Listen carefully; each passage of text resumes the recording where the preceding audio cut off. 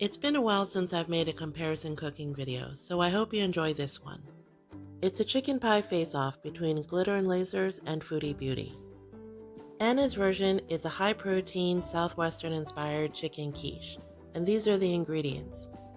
In her video, Anna uses pre-cooked chicken and pre-made pie crusts, so this should come together really quickly. The thing that makes this recipe high-protein is the cottage cheese. She mixes it with the eggs in a blender to make the custard. In this video, I'll use the second pie crust to make a breakfast version, so that'll be at the end. Making this quiche is really easy. All you do is dice up some chicken, set it aside, and then dice up some onion and bell pepper. You saute them with some hatch chili peppers, and then you add your chicken. You make the custard by mixing the eggs with the cottage cheese, seasoning them, and then blending them. Add everything to your pie crust and then bake it. That's it. This is a very simple dish to put together, and it would actually be fun for kids to help you out. As I made it, I just made two tiny changes. I blind baked the pie crust first for about 8 minutes, and then when I added the filling, I mixed it all up. When it comes to quiche, I like to spread everything out so that you get a little bit in every bite. Okay, so 55 minutes was too long. I got a little browning on the edges, but this quiche is really good. The Southwest flavor is a little subtle, so I think you can go any direction with the spices. Because of the chicken, this is hearty enough that you could have it for lunch or a nice light dinner. The macros are really good on this too. I love that it's high protein. You should definitely give this one a try. So now let's take a look at Foodie Beauty's chicken pot pie. Her claim to fame with this is that she makes the crust herself. Look at the chicken.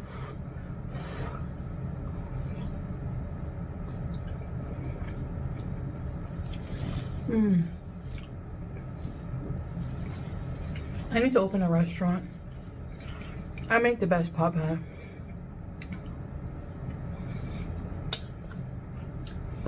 Now, my pie crust is made with oil, not butter, not lard.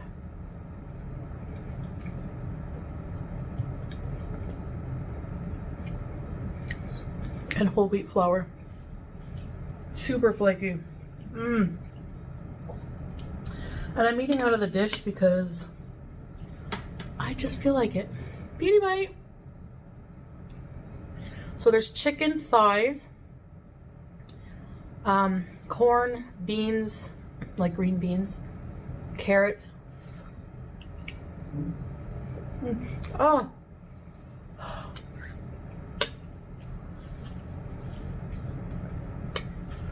My homemade gravy.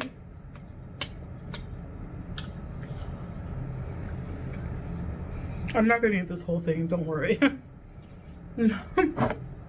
I made this pie back in December when Foodie did. It was my Vlogmas Day 4.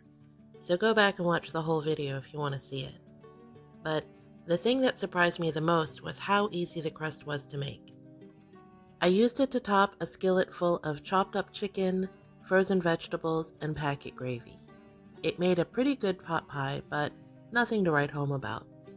The resulting dish is comforting, but again, it really depends on what you put inside.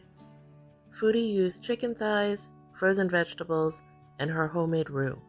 She doesn't really cut calories in any way at all.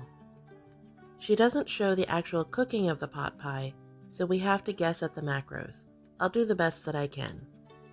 In my opinion, this pot pie is just okay.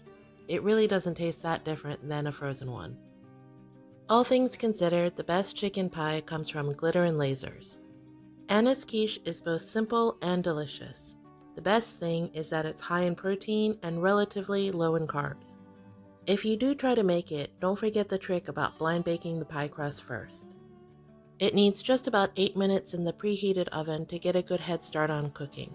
Do this before you put the filling in.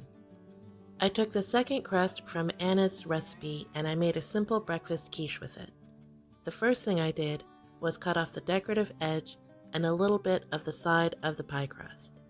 That ended up being 100 grams of dough that we just didn't need calorie-wise. I made a very simple filling with some chopped up onion and pre-cooked turkey sausage that I diced up pretty small. I mixed it with cheese and then just dumped it in the pie crust.